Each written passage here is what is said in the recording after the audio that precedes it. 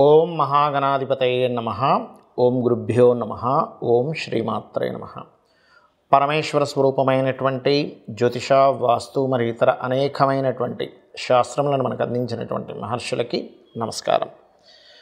హయగ్రీవ హయగ్రీవ హయగ్రీవేతి యో వదేత్ తస్య నిస్సరతే వాణీ జహ్నుకన్యా ప్రవాహవత్. అరుణాం కరుణాతరంగితాక్షీం ధృతపాశాంకుశపుష్పబాణచాపాం అనిమాదిభిరావృతాం మయూకైః అహమిత్యేవ విభావయే భవానీం. శ్రీమాత్రే నమః.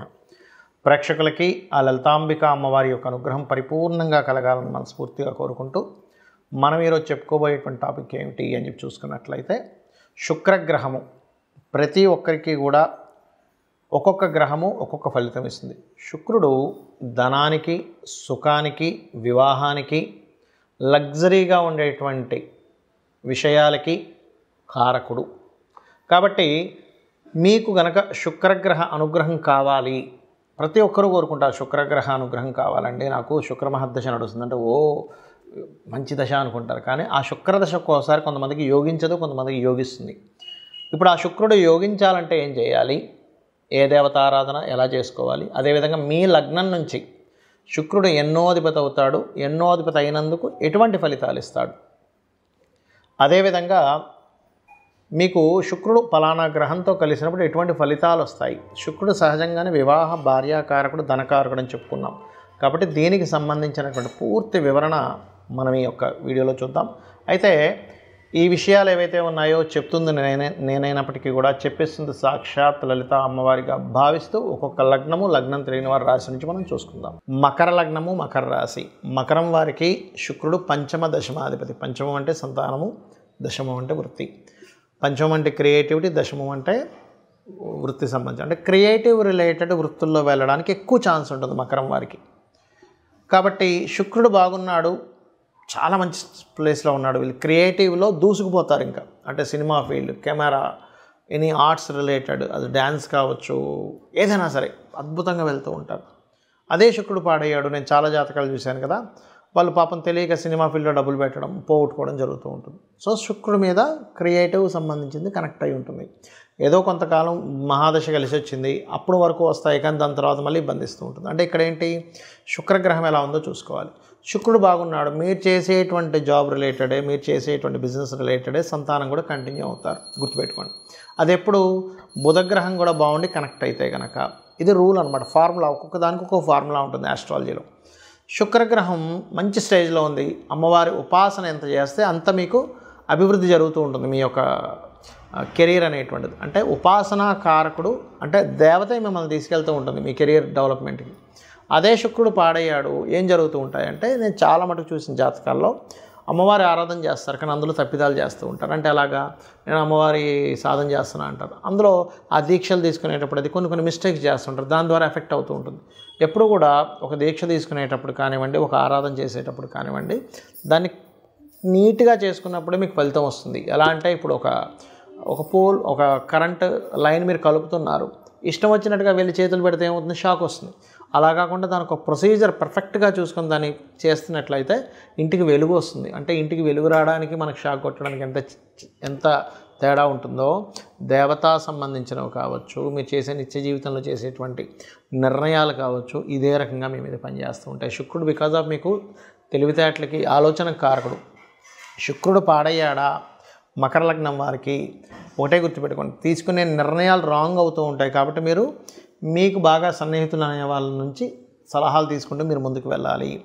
ఏమవుతుందంటే తప్పుడు నిర్ణయాల ద్వారా జాబులు మానేయడం ఇట్లాంటివి జరుగుతూ ఉంటుంది. అదే బాగున్నాడు శుక్రుడు, సంతానం కలిగినప్పటి నుంచి గ్రోత్ అనేది అవుతూ ఉంటుంది వీళ్ళ కెరీర్ పరంగా. కాబట్టి మీ శుక్రుడు బాగా పాడయ్యాడు, ఒకటే గుర్తుపెట్టుకోండి, కేతు శుక్ర గ్రహాల దగ్గర దీపారాధన చేస్తూ అమ్మవారి ఆరాధన చేయండి, గోవుకి గోసేవ చేస్తూ ఉండండి, అన్ని విధాలా మీకు బాగుంటుంది. చాలామందికి శుక్ర సంబంధించినటువంటి మహాదశలు వచ్చినప్పుడు యోగించదు. ఎందుకు యోగించదో కూడా చెప్తా ఇప్పుడు నేను మీకు.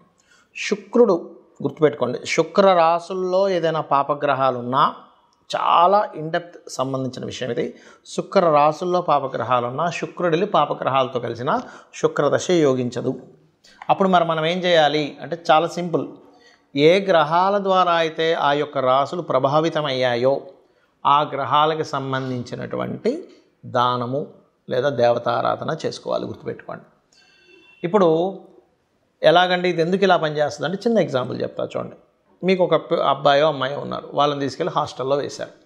హాస్టల్లో వేసి చదువుకునే సమయంలో హాస్టల్లో ఉండేటువంటి రూమ్మేట్స్ కనుక కరెక్ట్ పర్సన్స్ అనుకోండి, ఇంకా బాగా చదువుతాడు, అమ్మాయి కావచ్చు అబ్బాయి కావచ్చు. అదే హాస్టల్లో రూమ్మేట్స్ ఉన్నటువంటి వాళ్ళు కనుక ఈ అబ్బాయి యొక్క చదువుని కాన్సన్ట్రేషన్ పక్క తప్పించేలాగా ఉన్నారనుకోండి, అప్పుడు పరిస్థితి ఏంటి? ఈ అబ్బాయి చదువు మీద, అమ్మాయి కావచ్చు అబ్బాయి కావచ్చు, చదువు మీద కాన్సన్ట్రేషన్ పక్కకు పోతుంది. అలాగే గ్రహాలు ఎప్పుడు కూడా ఆ శుక్రరాశుల్లో ఉండేటువంటి గ్రహాలు ఏమిటో చెక్ చేసుకోవాలి, శుక్రుడితో ఉండేటువంటి గ్రహాలు ఏంటో చెక్ చేసుకోవాలి. దాన్నే PAC అంటారు, అంటే ప్లేస్మెంట్, ఆస్పెక్ట్ అండ్ కంజంక్షన్. ఇది చాలా ముఖ్యమైనటువంటిది. అలాగే శుక్రుడితో కొన్ని గ్రహాలు కలిసి ఉంటాయని మనం చెప్పుకున్నాం, దానివల్ల కూడా ఫలితాలు వస్తాయని చెప్పుకున్నాం. ఉదాహరణకి శుక్రుడితో రవి ఉన్నాడు అనుకోండి, కంబస్ట్ అయ్యాడు. ఉదాహరణకి రవితో శుక్రుడు, అప్పుడు ఏమైపోతుంది? శుక్రదశ రాగానే అన్ని స్ట్రక్ అయిపోతూ ఉంటాయి. అలా కాకుండా కంబస్ట్ అవ్వలేదు కానీ కలిసి ఉన్నారు, అంటే 8 డిగ్రీలు దాటి ఉన్నారు. అప్పుడు ఏమవుతుంది? శుక్రదశ వచ్చినప్పటి నుంచే రాజకీయంగా వెళ్ళడం కానీ, అధికారికంగా వెళ్ళడం కానీ, సంతానం మూలంగా గ్రోత్ అవ్వడం కానీ, గవర్నమెంట్ రిలేటెడ్ సంబంధించిన ధనయోగాలు కానీ జరుగుతూ ఉంటాయి. అదే శుక్రుడు చంద్రుడితో కలిసి ఉన్నాడు, అప్పుడేంటి? కళారంగ సంబంధంగా వెళ్ళడం, మాటిమాటికి మార్పులు, అంటే ఒకే దగ్గర ఉంటే మీకు యోగించదని మీరు అర్థం చేసుకోవాలి. శుక్రుడు రాహుతో ఉన్నాడు అనుకోండి, అప్పుడు విదేశీ సంబంధంగా ఆన్లైన్ రిలేటెడ్ మూలంగా ధనయోగం వస్తుంది. అయితే ఇక్కడ ఏంటంటే ఆ శుక్రుడు రాహు ఉన్నటువంటి ప్రదేశంలో ఇంకేదైనా పాపగ్రహం ఉందా ఈజ్ మోస్ట్ ఇంపార్టెంట్. అదేవిధంగా శుక్రుడు కేతు ఉంటే కనుక లక్ష్మీ గణపతి ఆరాధన చేసుకుంటూ కేతుగ్రహం దగ్గర శుక్రగ్రహం దగ్గర దీపారాధన చేసుకుంటే యోగిస్తుంది. కాకపోతే శుక్రకేతు కాంబినేషన్ అనేటువంటిది ఆధ్యాత్మికంగా వెళ్ళేటువంటి వారికి, అంటే పౌరహిత్యం చేసేటువంటి వారికి ఇబ్బంది ఉండదు. వాళ్ళకి ఆ రూపంలో డబ్బులు అనేటువంటివి వస్తూ ఉంటాయి. సాఫ్ట్వేర్ రిలేటెడ్ సంబంధంగా కూడా ధనయోగం రావడం జరుగుతుంటుంది. అదే శుక్రుడు బుధుడు కలిసి ఉన్నాడు, వ్యాపారం మూలంగా ధనయోగం. అయితే ఇక్కడ బాగా అర్థం చేసుకోండి, శుక్ర బుధులు కలిసి ఉన్నంత మాత్రాన్ని వ్యాపారం అని వెళ్ళకండి. శుక్ర రాశుల్లో ఉండే గ్రహాలేంటి, బుధ రాశుల్లో ఉండే గ్రహాలేంటి? ఉట్టి శుక్ర బుధులే ఉన్నారా, ఇంకేదైనా గ్రహం కలిసి ఉందా? ఎందుకంటే ఇప్పుడు శుక్రుడు బుధుడు కుజుడు కలిసి ఉన్నాడు, అప్పుడేమవుతుంది? వ్యాపారంలోకి వెళ్ళడం ద్వారా ఘర్షణలు వస్తూ ఉంటాయి. చాలా ఇంపార్టెంట్ ఇది, ఎందుకంటే ఒక ప్లానెట్ ఒక రిజల్ట్ ఇస్తుంది అన్నప్పుడు అది ఇంకా ఏ ప్లానెట్తో కలిసి ఉంది, అది ఏమి ఇవ్వబోతుంది, ఒక వ్యక్తి ఒక దాంట్లోకి అడుగు పెడుతున్నాడు అన్నప్పుడు ఆ అడుగు పెట్టినప్పుడు జరిగేటువంటి ఫలితాలు ఏమిటి, ఎలా ఉంటాయి అనేటువంటిది చాలా క్లీన్గా అబ్జర్వ్ చేయాలి. అదేవిధంగా మరొకటి ఏంటంటే శుక్ర శని కాంబినేషన్ ఉంది, పురుష జాతకం అనుకోండి. ఇది ఉదాహరణకి ఖచ్చితంగా వారికి వచ్చేటువంటి భార్య ఎవరైతే ఉన్నారో తను కూడా జాబ్ చేస్తుందని చెప్పొచ్చు. అలా కాకుండా కేతు కూడా కలిసి ఉన్నాడు, జాబ్ చేయదు. అంటే ఏంటి? ఒక ప్లానెట్ ఉన్నప్పుడు ఒక రిజల్ట్ ఇస్తుంది, కానీ అది ఇంకొక ప్లానెట్ వచ్చినప్పుడు దాని రిజల్ట్ మార్చుకుంటూ ఉంటుంది. అలా కాకుండా శుక్రుడు శని కాకుండా బుధుడు కూడా ఉన్నాడు, వచ్చేటువంటి జీవిత భాగస్వామి జాబ్తో పాటు బిజినెస్ కూడా చేస్తుందని చెప్పొచ్చు. అలా కాకుండా శుక్రుడు కుజుడు మన శని ఉన్నారు, అప్పుడేంటి? వచ్చేటువంటి జీవిత భాగస్వామి కాస్త అగ్రెసివ్గా ఉంటుంది, స్ట్రైట్ ఫార్వర్డ్నెస్గా ఉంటుందని చెప్పొచ్చు. అంటే ఏంటి? శుక్రుడు వల్ల మనం వచ్చేటువంటి జీవిత భాగస్వామి ఎలా ఉంటుంది, తను ఏం చేస్తుంది, తన యొక్క స్వభావం ఏమిటి, తను వచ్చినప్పటి నుంచి వీళ్ళకు ఉండేటువంటి లైఫ్లో ఎటువంటి చేంజెస్ ఉంటాయి. ఒకవేళ ఏదైనా దోషం ఉన్నట్లయితే ఇది వివాహానికి కూడా చూపిస్తుందని చెప్పుకున్నాం మనం. ఒకవేళ వివాహ సంబంధించిన దోషం ఏదైనా ఉన్నట్లయితే దానికి సంబంధించింది ఎలా చేసుకోవాలి, ఎందుకంటే శుక్రగ్రహం పర్టికులర్గా మీకు అది డ్యూయల్ సైన్లో ఉంటే ఒక రిజల్ట్, ఫైరీ సైన్లో ఉంటే ఒక రిజల్ట్స్, చరరాశులు ఉంటే ఒక రిజల్ట్స్ అనేవి ఇస్తూ ఉంటాయి. శుక్రుడు అబ్జర్వ్ చేసే వివాహ జీవితం ఎలా ఉంటుందో చెప్పొచ్చు. 7వ స్థానాన్ని 12వ స్థానాన్ని అబ్జర్వ్ చేసుకొని ఎటువంటి ఫలితాలు వస్తాయి. ఒకవేళ శుక్రుడు గురువుతో ఉన్నాడు, గైడింగ్ నేచర్ ఉండే జీవిత భాగస్వామి వస్తుంది. అంటే ఏంటి? తను ప్రతిదీ చూసుకుంటూ ఉంటుంది. ఆ రకంగా ఏంటంటే మనం అసలు శుక్రుడు ఉండేటువంటి స్థితి ఏమిటో అనేటువంటి చూసుకోవాలి. కుజుడితో ఉన్నాడు, ఫైరీ నేచర్. అలా ఒక్కొక్క దాన్ని బట్టి ఇప్పుడు అదే కుజుడు కనుక బాగా పాడైపోయాడు, అప్పుడు ఏమవుద్ది? జీవిత భాగస్వామికి మాటిమాటికి ఏదో యాక్సిడెంట్స్ అవ్వడము, మిస్క్యారేజ్ అవ్వడము, లేకపోతే ఆపరేషన్స్ అవ్వడం, ఇట్లాంటివి జరుగుతూ ఉంటాయి. కాబట్టి ఏంటి? ఇక్కడ ఈ శుక్ర గ్రహం యొక్క ప్రభావం తగ్గాలంటే ఒకటే గుర్తుపెట్టుకోండి, శుక్రుడు ఏ గ్రహాలతో కలిసి ఉన్నాడు, ఏ పాపగ్రహాలతో కలిసి ఉన్నాడో ఆ గ్రహాలకు దీపారాధన చేయండి, ఆ గ్రహాలకు సంబంధించి దానం ఇవ్వండి. Point number 1. రెండవది, శుక్రుడు బాగా యోగించాలంటే గణపతి, లక్ష్మీ గణపతి ఆరాధన చేసుకోవాలి. లలితా సహస్రనామాల యొక్క శ్రవణము పఠనము చేయండి. అదేవిధంగా వీలైనంత మట్టుకు శక్తిదేవత ఆలయాలకు ఎక్కువగా సందర్శిస్తూ ఉండండి.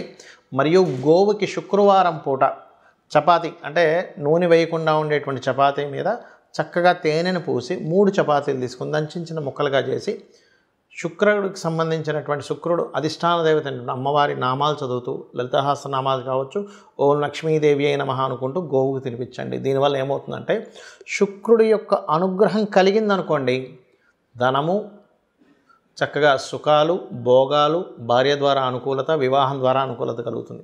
శుక్రుడు అనుకూలించినప్పుడు ఏం జరుగుతాయంటే స్త్రీల ద్వారానే గొడవలు, వివాహం ద్వారా గొడవలు, ధనం ఎవరికైనా ఇచ్చి గొడవలు ఇవి జరుగుతూ ఉంటాయి. కాబట్టి వీటి నుంచి మీరు బయటపడాలి. ఎందుకంటే స్త్రీ శాపం కూడా శుక్రుడు ద్వారానే చూస్తాం మనం. ఇవి జరగాలంటే నిత్యము అమ్మవారి ఆరాధన చేయండి. శుక్రగ్రహం యోగిస్తుంది. తద్వారా మీ యొక్క జీవితంలో సుఖము, సంతోషము, ధనప్రాప్తి అన్నీ కూడా కలుగుతాయి. కలగాలని మనస్ఫూర్తి కోరుకుంటూ శ్రీమాత్రే నమః.